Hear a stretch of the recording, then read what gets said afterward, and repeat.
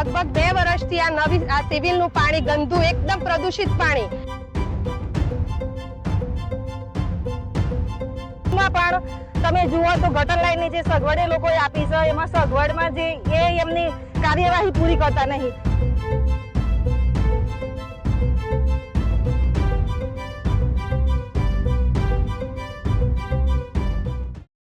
સાબરકાંઠાના હિંમતનગરમાં સિવિલ હોસ્પિટલની સામે ગટરના પાણીની સમસ્યાને લઈને લોકો હેરાન પરેશાન થઈ ગયા છે. આ મામલે સ્થાનિક મહિલાઓએ વિરોધ નોંધાવ્યો હતો.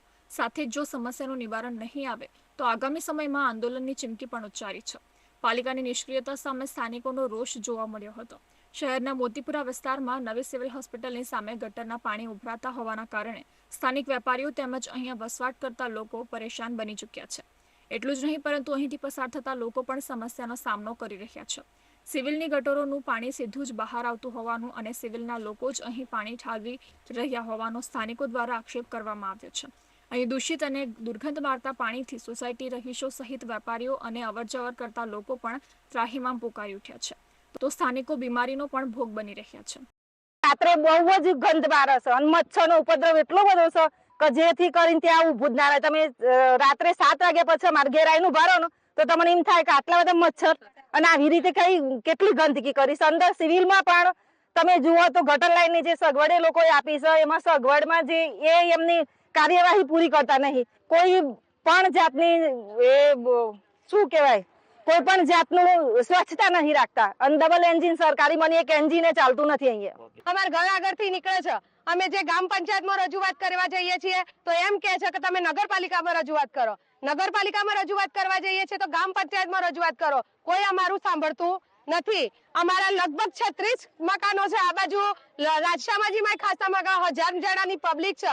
બધી બીમાર પબ્લિક રોગચાળાની ફેલાઈ ગયો છે. ઝાડા ઉલટી ને બધું.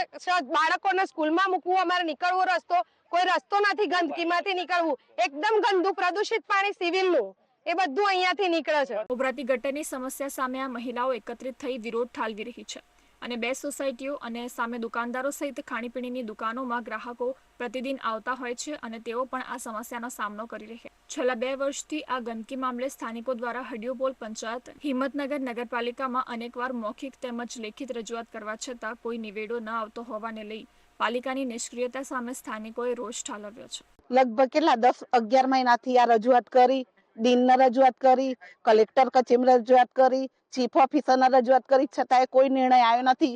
સ્વાગત કાર્યક્રમમાં મેં 5 વખત અરજી આપી. સ્વાગત કાર્યક્રમમાં હું ગઈ હતી, ત્યાં કલેક્ટરે કીધું આ પાણીનો નિકાલ આવી જશે, પણ કોઈ ફેરફાર થયો નથી અત્યાર સુધી.